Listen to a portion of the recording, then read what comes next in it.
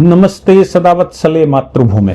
हम लोग बात करने जा रहे हैं सुप्रीम कोर्ट में आज एक ऐसा मामला आया जिस मामले में ये कहा गया था कि देश भर में जो हेट स्पीचेस मोहम्मद के नाम से होती हैं, इस्लाम के फाउंडर मोहम्मद के नाम से होती हैं, वो रुकवा दी जाएं। खासतौर से उसमें कुछ मुस्लिम जो स्कॉलर्स हैं उनके स्टेटमेंट हैं जो बड़ी तेजी से वायरल हो रहे हैं। उनमें कहा गया कि भाई ये रोक दिए जाएं और ये हमारे फंडामेंटल राइट का वायलेशन करते हैं जो कि आर्टिकल 25-26 में है।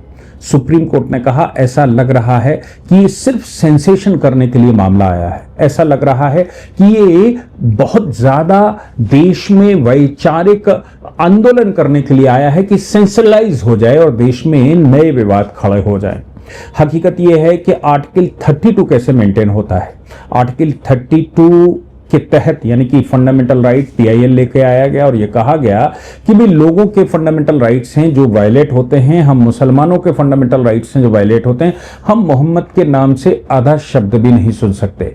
और मोहम्मद को लेकर एक बहुत बड़ी स्कॉलर हैं, उन्होंने अपनी बात कही और खास तौर से उन्होंने ये कहने के बाद वो जब सेंसनाइज हो गया तब उन्होंने कहा कि देखो भाई ये मेरा स्टेटमेंट नहीं है, ये AI के द्वारा बनाया गया स्टेटमेंट है। हुआ क्या था, एक किसी एंकर के इंस्टाग्राम पॉडकास्ट पे नाजिया इलाही खान आई। वो अक्सर इस्लाम को सही दिशा दिखाने के लिए जानी जाती हैं। हालांकि इस्लाम को सही मायने में जो कोई भी पढ़ेगा, जो बोलेगा, वो सर तन से जुदा होने का अधिकार रखता है, क्योंकि इस्लाम सलमान खान की मूवी की तरह है कि वो जो मार रहा है रोड के उस पार गिरे या आसमान के उस पार गिरे, उस पर कोई कमेंट नहीं होना, उस पर केवल हंसना है, उसको केवल शालीनता से देखना है। आप उसका लॉजिक नहीं ढूंढ सकते। मैं इस्लामिक लॉ पढ़ाता हूं, judicial services, higher judicial services पढ़ाते समय जब हम इस्लामिक लॉस पढ़ाते हैं तो बहुत सारे मुसलमान बच्चे हमसे पढ़ने से मना कर देते हैं। ये कहते हैं सर जब आपकी क्लास ये मुस्लिम लॉ की हो जाएगी तब हम बात करेंगे, तब हम क्लास में आएंगे। मैं कहता हूं कि पढ़ना चाहिए और मेरे से आप उस पर 4 शब्द अपने मौलानाओं को साथ में बिठाइए और मौलानाओं को बिठाकर जो आपके स्कॉलर आलिम लगते हैं उनको क्लास में बिठाइए। मैं उनका ओपन स्वागत करता हूं, लेकिन जो चीजें धार्मिक ग्रंथों में लिखी हैं उसी के संदर्भ में पढ़ाया जा सकता है। तमाम तरह के मुस्लिम राइटर्स हैं जिन्होंने इस्लामिक लॉ पढ़ाते समय बताया है, लेकिन उसका कोई लॉजिक नहीं। लॉजिक बताते समय ये बता देते हैं कि ये मोहम्मद कह गए इसलिए फाइनल है, मोहम्मद से अल्लाह ने कहा इसलिए फाइनल है। इसमें आपको या हमारी इतनी समझ ही नहीं है कि हम समझ सके। ज्यादा बहस करो तो सीधा कहना शुरू कर देते हैं ये तो अल्लाह जाने कि उसने क्यों ऐसा कहा, इसका लॉजिक नहीं है। हमारे यहां जब हम हिंदुइज्म की बात करते हैं तो हम साफ तौर पर शास्त्रार्थ करते हैं और हम बिना शास्त्रार्थ, बिना वैज्ञानिक खोज के, बिना तर्क के कोई चीज एक्सेप्ट नहीं करते। हम तर्क जरूर करते हैं, हम कुतर्क नहीं करते, लेकिन तर्क जरूर करते हैं। इसलिए हिंदुइज्म दुनिया का सबसे पुराना रिलीजन होने के नाते भी अभी भी जीवंत है, क्योंकि हम विश्वास तभी करते हैं जब हम उस पर खोज कर लेते हैं। हालांकि उसका परिणाम एक दूसरा भी होता है कि जो खोज करने लायक नहीं है या जिनको कोई स्कॉलर नहीं मिलता, जवाब देने वाला व्यक्ति नहीं मिलता या फिर उनकी खामियां बताने वाला व्यक्ति नहीं मिलता, तो फिर वो इस्लाम या ईसाईयत भी स्वीकार कर लेते हैं। ये सारी चीजें पता लगती हैं। तो इसके लिए मैं ये समझता हूं कि देश में ज्यादातर लोगों को बड़ी तादाद में जो पढ़ लिख सकते हैं, जो गहराई में जा सकते हैं, उनको सबसे पहले हिंदुइज्म को समझना चाहिए, हिंदुइज्म की गहराई को समझना चाहिए और उसके बाद तर्क और वितर्क का नंबर आना चाहिए, ताकि हमारे साथ जो लोग नहीं पढ़ सकते, जो नहीं घुस सकते, जो नहीं सीख सकते, उनको समझाया जा सके। खैर वो मामला नहीं है, मामला सुप्रीम कोर्ट में आया। सुप्रीम कोर्ट ने यह कहते हुए खारिज किया कि यह आर्टिकल 32 मेंटेनेबल नहीं है। आप सीधे सुप्रीम कोर्ट चले आए, ऐसा कौन सा वो हो गया तो जो सुप्रीम कोर्ट चले आए। आपके पास दूसरी रेमेडीज हैं, BNS आपके पास है, उसमें FIR दर्ज करवा सकते हैं, उसके तहत आप मुकदमे करवा सकते हैं, नीचे वाले कोर्ट उस पर संज्ञान लेंगे अगर आप कहते हैं। उसका कारण यह है कि भारत में ईश निंदा नाम का कोई कानून नहीं है और भारत में ईश निंदा नाम का कानून इसलिए नहीं क्योंकि शास्त्रार्थ ही भारत की मूल धारणा है। हम शास्त्रार्थ नहीं करते तो हम कुछ नहीं मानते, और शास्त्रार्थ करते समय एक व्यक्ति क्रिटिसाइज भी करेगा, एक व्यक्ति कमियां बताएगा तो दूसरा उसके लॉजिक्स बताएगा। लेकिन इस्लाम में यह स्वीकार नहीं होता, क्योंकि लॉजिक है ही नहीं।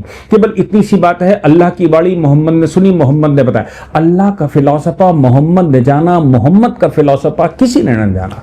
यानी कि अल्लाह का फिलॉसफा तो केवल मोहम्मद जानते थे, और मोहम्मद जो बता गए वही अंतिम सत्य है। इससे ज्यादा ना सोचना है, नहीं कुछ सार्थात करेंगे, सत्यता बताएंगे, प्रॉफिट मोहम्मद का इतिहास भूगोल बताएंगे, खोल खोल कर रखेंगे।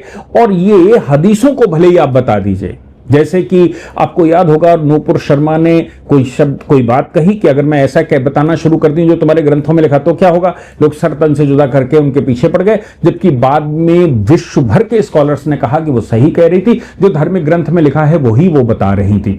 पर हिंदुस्तान के मुसलमान ने वो स्वीकार नहीं किया, क्योंकि उसको ये चीज हजम नहीं हो रही थी। उसको ये लग रहा था कि भाई वो चूंकि हिंदुओं के बीच में रहता है, इसलिए उसको लगता है कि इस्लाम इतना खराब नहीं हो सकता, इस्लाम में इतनी सारी चीजें हो ही नहीं सकती। क्यों नहीं हो सकती? क्योंकि वो हिंदुओं के बीच में रहता है और वो हिंदुओं से बेटर चीजें सुनना पसंद करता है, हिंदुइज्म से ज्यादा अच्छा सुनना पसंद करता है, हिंदुइज्म को क्रिटिसाइज करना पसंद करता है। और अगर आप इस्लाम के वो पहलू दिखाएंगे जो हिंदुइज्म के कंपैरिजन में कहीं टिकते नहीं है, तो फिर वो कहेगा कि ये हमारे समुदाय की, हमारे रिलीजन का निंदा कर रहे हैं। आप सोच कर देखिए कि सुप्रीम कोर्ट ने तो अभी मना कर दिया, बता दी, कहा कि एफआईआर दर्ज हैं, एफआईआरों पर काम होने चाहिए। शाजिया इलाही ये कह रही हैं कि मैंने जो कहा वो ये नहीं है, ये एआई से बनाया गया कोई वैसा ही है और मेरे ये शब्द ही नहीं है। अब वो कह रही हैं तो उस पर इन्वेस्टिगेशन हो रहा, वो क्लिप एंड होनी जा रही कि भाई एआई से बनाई गई हैं कि हकीकत में उन्होंने कहा। लेकिन वो अक्सर इन विषयों पर बोलते, और केवल वो ही नहीं बोलते, सलमान रश्दी बोलते रहे हैं, आजकल तस्लीमा नसरीन जा रही हैं बंगाल में वापस, क्योंकि सरकार वहां बदल गई है, वो बोलती रहती हैं। और बहुत सारे लोग इन विषयों पर चर्चा करते रहते हैं। हालांकि ईश निंदा के नाम पर आप अगर अमेरिका चले जाएंगे, खासतौर से नॉर्थ अमेरिका, और अगर आप स्कैंडिनेवियन कंट्री यूरोप में चले जाएंगे, तो आपको मिलेगा कि वहां कुरान का फाड़ना, यानी कि स्वीडन में उन्होंने कहा कुरान फाड़ने पर भी हमें कोई आपत्ति नहीं है, जब तक किसी विशेष समुदाय को टारगेट न किया जाए, जब तक उनकी भावना भड़काने के उद्देश्य से न किया जाए, तब तक कोई समस्या नहीं है। मतलब कहने का यह है कि अगर कोई कुरान को फाड़ता है, कुरान को जलाता है और कुछ भी ऐसा करता है यूरोपियन कंट्रीज में, तो वो कहते हैं कि अभिव्यक्ति की स्वतंत्रता हमारे देश में है। कौन सा रिलीजन वो अडॉप्ट करना चाहता है या नहीं करना चाहता है, किस बुक पर वो विश्वास करता है, किस बुक पर विश्वास नहीं करता, ये उसकी अभिव्यक्ति की स्वतंत्रता है। अगर वो आपको टारगेट कर रहा हो, अब मुसलमान उस टारगेट को अपने आप ले ले अपने ऊपर, तो उन्होंने कहा है, उनके कोर्टों ने भी कहा कि आप ये फाड़ने फूड़ने या बेइज्जत करने की घटना को अपने ऊपर क्यों ले रहे हो। वो अपने स्तर से उसको स्वीकार नहीं कर रहा है, कह रहा मैं इसको नहीं मानता, तो फिर आपको क्या समस्या है? आप कहते हो कि दुनिया भर का ठेका ले रखा, वो भी क्यों फाड़ रहा है, वो भी इस्लाम पर विश्वास क्यों नहीं कर रहा है, वो भी मोहम्मद को फॉलो क्यों नहीं कर रहा है, वो भी अल्लाह को क्यों नहीं मानता है, वो भी हमारी हदीस या सुन्नत को क्यों नहीं मानता? ये उसका फंडामेंटल राइट है कि वो माने कि ना माने। अगर आपको कुछ कहना है तो आप उससे तर्क करिए, उसको कन्विंस करिए और तर्क करके उसके सामने फैक्ट रखिए। लेकिन जो लोग कम पढ़े लिखे होते हैं, जो स्थितियों को नहीं जानते, उनको तो ये कन्विंस करने पर कहते हैं कि मैं कन्विंस कर लिया है इसलिए मैंने कन्वर्ट किया। लेकिन जो लोग तर्क करते हैं उनको ये कहते हैं आलोचक है, और आलोचक का सर तन से जुदा होना चाहिए। संसार में ऐसे कितने ही लोग रश्दी या तस्लीमा नसरीन जैसे हैं जिन्होंने इन विषयों पर खुलकर बात करी। ये लेकिन ये भी ध्यान रखना चाहिए कि इस्लाम के नाम से संसार में सबसे ज्यादा नरसंहार आज तक हुए, और इस्लाम ने कोई ऐसा नहीं है कि अभी किए हूं। जब इस्लाम का उदय हुआ था तभी उन्होंने यहूदी मारने शुरू कर दिए थे। यहूदी इस्लामिक चरमपंथ के ही, उस समय के चरमपंथ के ही टारगेट हुआ करते थे। अब भारत में भी आप सोचो, तैमूर लंग भारत में आया, उसने दिल्ली में 1 लाख हिंदुओं का कत्लेआम किया था। क्या कहते हुए किया था कि हिंदू तो जीने लायक ही नहीं। ऐसे ही अर्मेनिया में 1915 में बड़े नरसंहार हुए थे, जब 10 से 15 लाख ईसाइयों को मुसलमानों ने मार दिया था। 10 से 15 लाख ईसाई अर्मीनियाई नरसंहार में मारे गए थे। उस समय उस्मानी साम्राज्य हुआ करता था और उसने कहा कि तुम ईसाइयत को फॉलो करते हो इसलिए मरना चाहिए। आधुनिक जिहादी आतंकवाद में भी, चाहे 12वीं सदी की से लेकर अब तक की हम बात करें, अल कायदा पैदा हो गया जिसने 9/11 कर दिया, जिसने 26/11 कर दिया। हजारों लोगों को उन्होंने मार दिया। इराक में हजारों लोगों को मार दिया।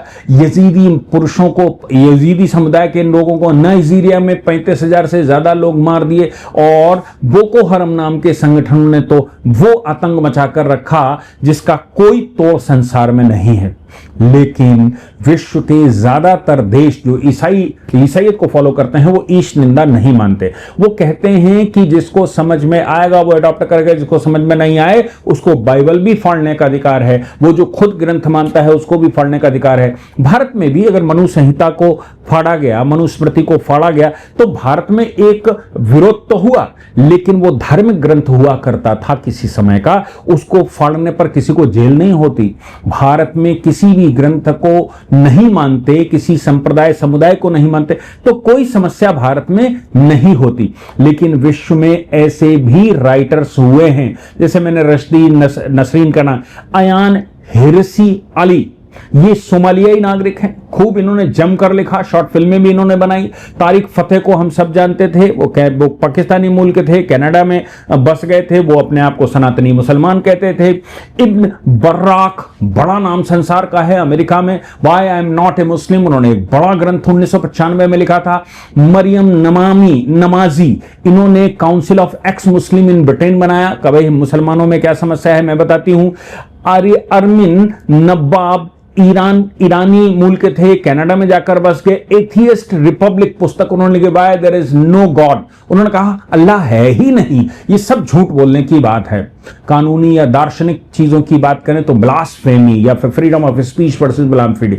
अब सवाल ये पैदा होता है, ब्लास्फेमी मुस्लिम कंट्रियों में ज्यादातर ब्लास्फेमी के कानून हैं, यानी कि ईश निंदा के कानून हैं। वहां पर आपने अल्लाह या मोहम्मद के लिए कुछ कह दिया तो ईश निंदा उनकी केवल अल्लाह या मोहम्मद तक सीमित है। उनकी ईश निंदा, अगर आप राम की निंदा करते हैं तो उन्हें कोई समस्या नहीं, आप ईसा की निंदा करते हैं कोई समस्या नहीं, मूसा की निंदा करते हैं कोई समस्या नहीं। आप वहां पर किसी भी देवी देवता की संसार में निंदा करें तो वो उसको ईश निंदा नहीं मानते, लेकिन वो इस्लाम की निंदा को ईश निंदा मानते हैं। ईरान का हाल हमने देखा ही है कि ईरानी महिलाओं ने कैसे वस्त्र उतार उतार के इस्लाम की आग लगाई थी, और वही कारण था कि अमेरिका को भी अवसर मिला कि उसने ईरान पर हमले किए। ईरानी नागरिक इस युद्ध के लिए सामने नहीं आए, केवल ईरानी सेना जिसने ईरान पर कब्जा कर रखा है वहां की महिलाओं के ऊपर गलत तरीके से अपने कानून फॉलो करवाते हैं। वो चाहे तालिबानी हो, चाहे बोको हरम हो, चाहे वो आईसिस हो, चाहे वो अल कायदा हो, ये सब एक विचार के लोग हैं। इनको इस्लामिक नाम से चरमपंथी या आतंकी कहा गया है। भारत में लेकिन ये नहीं हो सकता, क्योंकि भारत में अगर आपको लगता है कि मोहम्मद बहुत अच्छे हैं, आपको लगता है इस्लाम बहुत अच्छा है, तो आपको ओपन शास्त्रार्थ करना पड़ेगा। केवल उन लोगों को मत समझाइए जिनको कुछ नहीं मालूम, आप शास्त्रार्थ करिए और बताइए। अगर मोहम्मद की जीवनी कोई बताता है तो उसको सहर्ष स्वीकार करिए, उसमें आप उसको फॉल्ट लाइन तय करिए। लेकिन आप ये नहीं कह सकते, या कोई भी नहीं कह सकता कि भाई इनकी क्रिटिसाइजेशन क्यों करते, क्योंकि हम तो राम को क्रिटिसाइजेशन आज तक करते हैं, पिछले 5000 साल से, 8000 7000 साल से, और ये कहते हैं कि भगवान राम ने सीता जी को बाहर निकाला, ये वीमेन वायलेशन था, उनके बच्चे वहीं पैदा हुए, ये बाल वायलेशन था, यानी कि चाइल्ड वायलेशन था। ऐसे सवाल लोग करते हैं, फिर उसके जवाब भी देने वाले उसका सात्विक जवाब भी देते हैं, और ये शास्त्रार्थ हमेशा से भारत में चलता रहा है। लेकिन ऑनरेबल सुप्रीम कोर्ट ने कहा हम इस पिटीशन को डिसमिस करते हैं, आर्टिकल 32 में ये मेंटेनेबल नहीं है, और ये विषय केवल सनसनीखेज फैलाने के लिए लाया गया है। इस पिटीशन का कोई उद्देश्य नहीं होता, आप गलत तरीके से आए हैं, और ये विषय अगर आपको लगता है कि इसमें कुछ है तो इस पर FIR दर्ज करवाइए, IT एक्ट के तहत मुकदमे करवाइए, लेकिन आर्टिकल 32 मेंटेनेबल नहीं है। ये इतना बड़ा विषय नहीं है कि आर्टिकल 32 के तहत मेंटेनेबल हो। FIR हो गई है तो वहां कार्रवाई होगी। आप बहुत ज्यादा चाहते हैं तो बाकी कानून भी हैं जिन कानूनों के तहत इन विषयों पर डिसीजन लिए जा सकते हैं, इन पर कार्रवाई की जा सकती है। इसलिए इस विषय को हम यहां डिसमिस करते हैं। जैसे ही कोर्ट ने डिसमिस किया तो पिटिशनर ने उसको कॉल बैक कर लिया, यानी कि उन्होंने नॉट प्रेस कर दिया और ये कहा कि हम इसको वापस चाहते हैं। सुप्रीम कोर्ट ने डिसमिस्ड एज विड्रॉन का ऑर्डर कर दिया। लेकिन जिस समय बहस चल रही थी उस समय दो जजेस ने कहा था कि ये विषय आर्टिकल 32 में मेंटेनेबल नहीं है, और भी चीजें हैं जिनके तहत, और भी कानून हैं जिनके तहत आप जा सकते थे, और आपको जाना है तो वहां जाइए, नहीं तो मैं तो कहता हूं शास्त्रार्थ करिए। अगर वो ये कह रही है तो उनके जवाब दीजिए और उनको बताइए कि भाई आप गलत कह रही हैं, सही बात ये है, आप चलने दीजिए। आप वो उधर से बोले, आप इधर से बोलिए, आप भी मुस्लिम स्कॉलर हो जाइए और खूब जवाब दीजिए और बताइए कि सही क्या है और गलत क्या है। लेकिन आप ये कहते हैं कि हम सरतन से जुदा कर देंगे, हम उनकी जबान बंद कर देंगे, हम उनका पॉडकास्ट बंद कर देंगे, हम उनका टीवी चैनल बंद कर देंगे, हम सारी चीजें उतार देंगे। ये मुझे लगता है कि भारत जैसे डेमोक्रेटिक कंट्री में ठीक नहीं है। बाकी तो आप लोग भी लिखकर बताएंगे कि आखिर आपको क्या लगता है। जय हिंद, जय भारत, वंदे मातरम।